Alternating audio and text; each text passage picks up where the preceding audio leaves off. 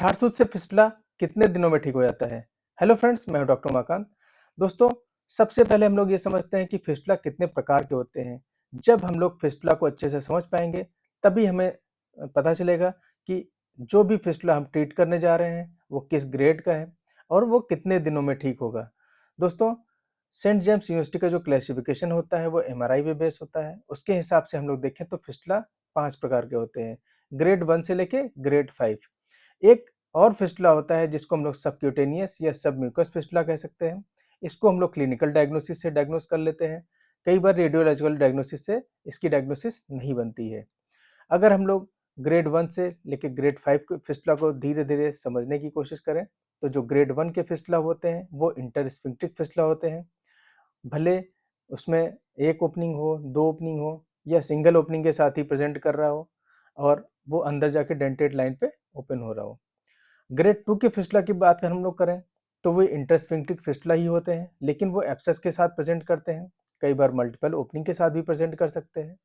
Grade 3 के जो fistula होते हैं, वो ट्रांसस्फिंक्टिक प्रेजेंटेशन के साथ में होते हैं। सिंगल ट्रैक के साथ में, मल्टीपल ट्रैक के साथ भी हो सकते हैं।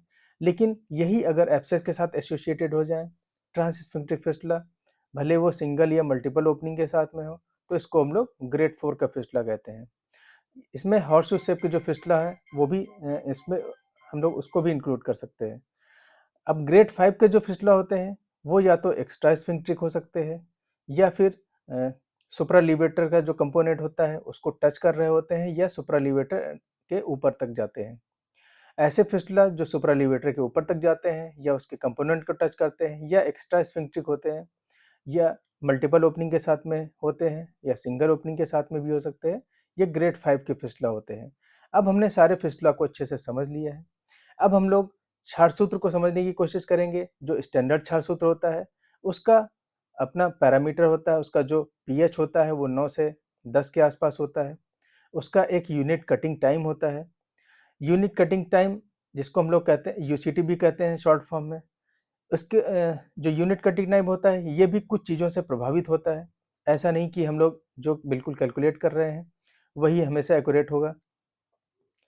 स्टैंडर्ड जो क्षार सूत्र होता है, उसका जो यूनिट कटिंग टाइम होता है, वो 7 से 10 दिन में लगभग 1 सेंटीमीटर का जो ट्रैक होता है, उसकी कटिंग करता है और जो हमारा ट्रैक होता है, उसको हील भी करता है। जो यूनिट कटिंग टाइम है, ये कुछ फैक्टर से प्रभावित होता है, जैसे फिस्टुला की लेंथ या फिस्टुला की कॉम्प्लेक्सिटी। दूसरा है, जो हम लोग क्षार सूत्र यूज़ कर रहे हैं, कई बार हम लोग बहुत स्टैंडर्ड क्षार सूत्र किसी को लाइगेट करते हैं, तो वहाँ पे हम लोग देखते हैं उसको पेन और बर्निंग बहुत ज़्यादा होती है, डिस्चार्ज बहुत ज़्यादा होती है। तो कई बार हम लोग अलग-अलग पोटेंसी के या हम लोग कुछ और चीज़ों से भी क्षार सूत्र बनाते हैं। जैसे हम लोगों ने अपने पुराने वीडियो में भी कहा था, कई बार हम लोग एलोवेरा के क्षार सूत्र बनाते हैं, कई बार हम लोग प्लेन अपामार का भी बना सकते हैं। तो इस तरह हम लोग जो भी क्षार सूत्र यूज़ कर रहे हैं, उसका अपना अलग यूनिट कटिंग टाइम होगा।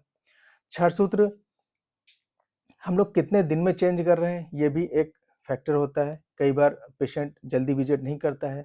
हम लोग को नॉर्मली 7 दिन पे अपना क्षार सूत्र चेंज करना चाहिए, लेकिन हम लोग 7 दिन पे कई बार नहीं चेंज कर पाते हैं। पेशेंट डिले करता है, 8 से 10 दिन में आ रहा है, तो ये भी एक फैक्टर की तरह काम करता है। पेशेंट का शरीर कितना अपने घाव को हील कर रहा है। कई बार कुछ लोगों में हीलिंग उतनी तेज़ नहीं होती है, वहाँ पे भी यूनिट कटिंग टाइम अफेक्टेड होता है। और आखिरी में सबसे बड़ी चीज़ होती है, जो सर्जन इसको ट्रीट कर रहा है, उसका अपना पर्सनल अनुभव। ये भी यूनिट कटिंग टाइम को प्रभावित करता है। तो जब भी हम लोग किसी फिस्टुला ट्रैक में क्षार सूत्र को लाइगेट करते हैं, तो वो अपने स्पेसिफिक यूनिट कटिंग टाइम से उस ट्रैक को धीरे-धीरे कटिंग करके हील करता जाता है और जो हमारा ट्रैक है उसको साफ भी करता जाता है। तो अगर फिस्टुला बहुत ही कॉम्प्लेक्स है, तो हमें कई बार ज़्यादा टाइम लगता है। इसीलिए जब हम लोग एमआरआई कराते हैं, तो एमआरआई में हम लोग को फिस्टुला के डायमेंशन पता चल जाते हैं, उसकी लेंथ पता चल जाती है और अंदर जो इंटरनल ओपनिंग है, वो हमारी डेंटेट पे है या डेंटेट के ऊपर है। अगर डेंटेट के नीचे होती है, तो उसको हम लोग लो एनल फिस्टुला कहते हैं और अगर डेंटेट के ऊपर है, तो उसको हम लोग हाई एनल फिस्टुला कहते हैं। अगर हाई एनल फिस्टुला होगा, मसल इन्वॉल्वमेंट ज़्यादा होगा, तो हम लोग थोड़ा-सा ज़्यादा समय लग सकता है।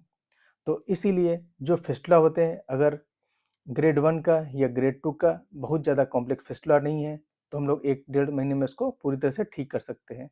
अभी जैसे हम लोग सबक्यूटेनियस या सबम्यूकस फिस्टुला की बात कर रहे थे, उसमें अगर हम लोग क्षार सूत्र अप्लाई करते हैं, तो कई बार 3 से 4 दिन में वो क्षार सूत्र निकल जाता है, फिर वहाँ पे हल्का-सा घाव रह जाता है, वुंड रह जाता है, उसको क्लीन करते-करते हम लोग ठीक कर लेते हैं। तो सबम्यूकस फिस्टुला हम लोग के 7 से 10 दिन में पूरी तरह से ठीक हो जाते हैं। ग्रेड 1 और 2 के फिस्टुला 1 से डेढ़ महीने में ठीक हो जाते हैं। ग्रेड 3 और ग्रेड 4 के अगर फिस्टुला बहुत ही कॉम्प्लेक्स हैं, तो कई बार 3 से 4 महीने भी लग सकते हैं। ग्रेड 4 का जो फिस्टुला है, अभी जैसे हम लोगों ने कहा, उसमें 3 से 4 महीने भी लग सकते हैं, अगर बहुत ही ज़्यादा कॉम्प्लेक्स है। अगर बहुत ज़्यादा कॉम्प्लेक्सिटी नहीं है और सिंगल ट्रैक के साथ प्रेज़ेंट कर रहा है, तो कई बार उसको हम लोग 2 महीने में भी पूरी तरह से ठीक कर लेते हैं। अगर एब्सेस के साथ में है, तो जो हमारा फिस्टुला है वो और जल्दी से ठीक होता है, क्योंकि जैसे ही हम लोग क्षार सूत्र लाइगेट करते हैं, उसका जो पस का सिक्रीशन है वो बाहर उसको निकलने के लिए स्पेस मिल जाता है, तो ड्रेनेज अच्छा होने की वजह से फिस्टुला हमारा बहुत जल्दी से ठीक हो जाता है। ग्रेड 5 के ऐसे फिस्टुला जो सुप्रालीवेटर एक्सटेंशन के साथ में है, वो उसके लिए कई बार हम लोग को 4 से 5 महीने भी लग सकते हैं।